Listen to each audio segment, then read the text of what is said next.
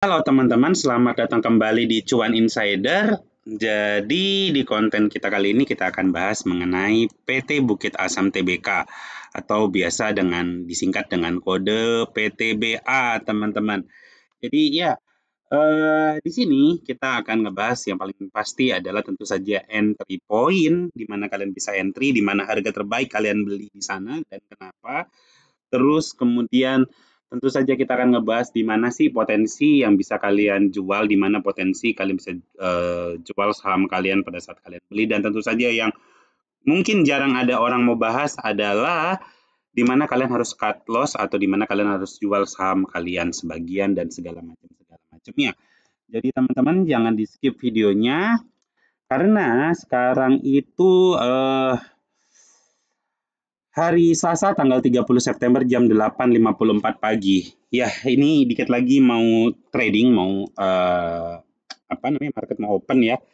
Jadi teman-teman, apa ya? Oh iya, kita baca dulu disclaimer yang satu ini, teman-teman. Sebelum kita mulai, baca dulu disclaimernya.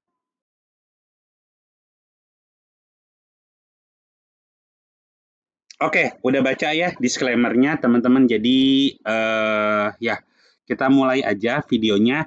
By the way, aku tambahin disclaimernya ini mungkin cuma bisa 2 atau 3 minggu ya teman-teman. Sesudah itu biasanya akan ada strategi baru. Makanya kalian subscribe supaya aku juga semangat untuk update-update-nya di YouTube.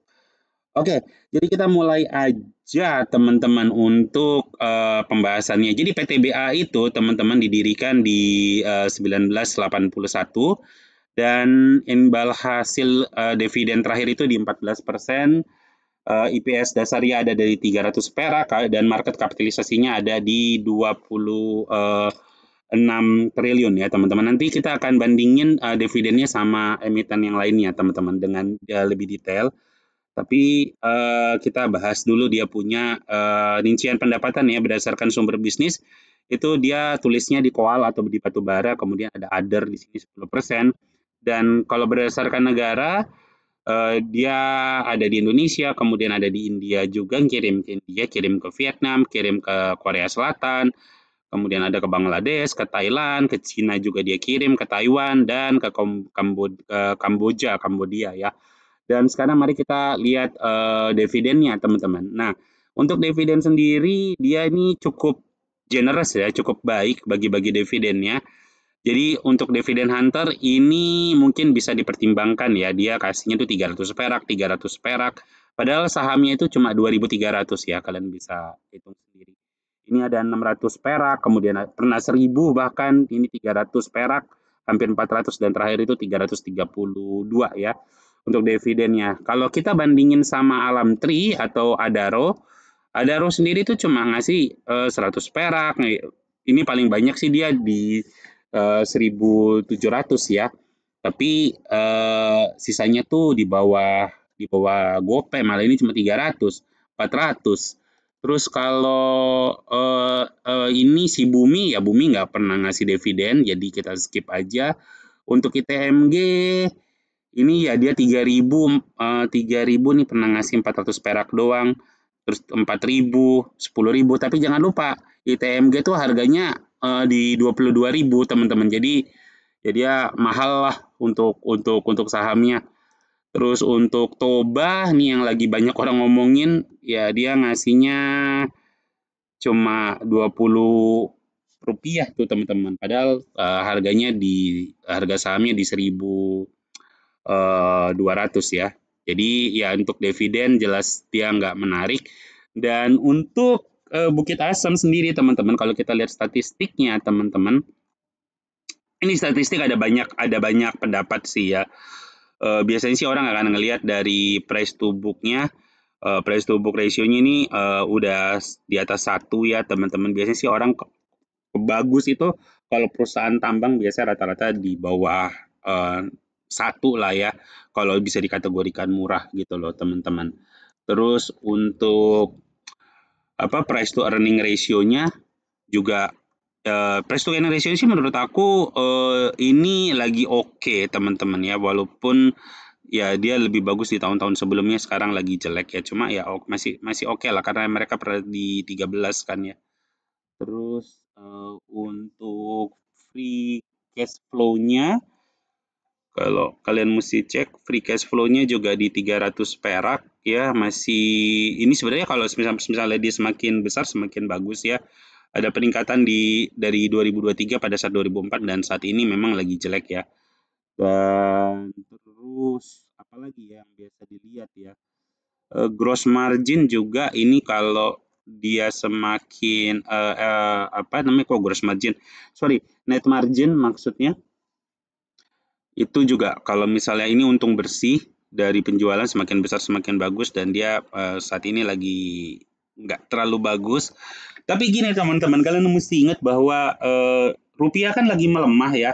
Jadi kemungkinan besar orang untuk membeli barangnya PTBA itu semakin besar karena kan artinya semakin murah ya teman-teman. Dan kalau kita lihat grafiknya teman-teman, di sini aku ada 2 zona yang aku saranin teman-teman. Dan ini ada gap besar banget ini kalau aku nggak salah gara-gara bagi-bagi dia bagi dividen terus ya biasalah habis bagi dividen biasanya sahamnya akan turun. Dan kalau misalnya kalian bertanya sama aku ya, sekarang ini entry-nya enaknya di mana? Aku ada beberapa saran sih untuk entry. Misalnya kalau misalnya kalian orang yang agresif dan pengen segera punya, mungkin entry di harga sini, masuk sekarang di 2320, mungkin ide yang bagus teman-teman. Tapi aku pribadi mungkin akan lebih milih di zona bawah. Kenapa zona bawah ini? Kalau kalian lihat di sini ada gap. Biasanya gap itu teman-teman di situ tuh terjadi banyak yang namanya unfilled order atau pending order gitu loh. Jadi pada saat mereka banyak cukong gede mau masuk, harga apa barangnya itu udah nggak ada gitu loh. Jadi sangat masuk akal kalau misalkan sekarang ini mereka mau pukul naik ke atas, eh, itu masih kehambat gitu loh. Kenapa? Karena mungkin cukong-cukong besar itu ya orang-orang yang berduit itu cenderung mau beli di harga di 2140 atau di zona inilah ya mereka akan beli. Kenapa? Karena gini teman-teman. Kalau kita punya uang ya, kita ibaratin kalian tuh punya uang 10 juta deh ya untuk beli PTBA. Kalau kalian masuk di harga sekarang ya, di harga 2320, itu dividen yang kalian terima itu cuma 1,4 doang. Sementara kalau misalnya kalian masuk ke di sini di 2114 itu kalian bisa dapat 1,5. Itu sekitar 10%-an teman-teman. Jadi ya itu gap yang sangat besar gitu loh teman-teman. Jadi sangat masuk akal kalau misalkan para cukong besar itu akan lebih cenderung beli di zona 2 ini teman-teman ya. Dan kalau kalian mau cut loss, tentu saja kita akan cut loss ya. Kita akan bahas cut loss dulu itu di sini teman-teman. Ya, di 1995 ya kalian bisa catat. Di situ tempat kalian bisa cut loss teman-teman. Jadi kalau menurut aku saat ini ya lebih baik nunggu untuk beli di 2140 dibanding kalian agresif masuk sekarang. Kalaupun kalian mau masuk sekarang, mungkin jauh di bawah ya di 2250 mungkin kalian bisa bid di sana. Menurut aku itu harga yang cukup oke, cukup murah untuk dibeli karena balik lagi kita sebagai pedagang itu selalu beli di harga murah dan jual di harga mahal, bukan dengan beli di harga mahal jual lebih mahal. Nggak ada yang cerita kayak gitu gitu loh. Jadi kalian harus beli di harga mahal beli di harga murah dan jual di harga mahal. Dan sekarang kalau kita mau bicara soal profit taking paling dekat itu ada menurut aku ada di antara di 2550 sampai di 2590. Kenapa? Karena di sini dia start turunnya cukup kencang dan di sini ada gap teman-teman. Jadi makanya alasan itulah yang bikin aku kenapa cenderung menyarankan untuk masuk di zona 2 di sini di 2140 ini. Di harga yang menurut aku ini harga di mana harga akan mental. Tapi balik lagi kita nggak ada yang tahu soal pasar. Kita nggak ada yang tahu ini seperti apa karena ya balik lagi ada di mekanisme pasar. Jadi Ya, gitu aja untuk PTBA. Menurut aku sih, kalau kalian mau beli PTBA, kalian lebih baik nunggu di bawah. Atau kalau kalian mau agresif, ya mungkin di bawah 2.300 oke lah harganya. Jadi gitu aja teman-teman. Sekali lagi, thank you yang udah nonton. Sorry kalau misalnya mungkin penjelasanku agak kurang, kalian boleh kasih masukan di bawah. Balik lagi, sesuaikan dengan profil resiko kalian. Oke? Dan sampai ketemu di video kita yang akan datang. Dadah.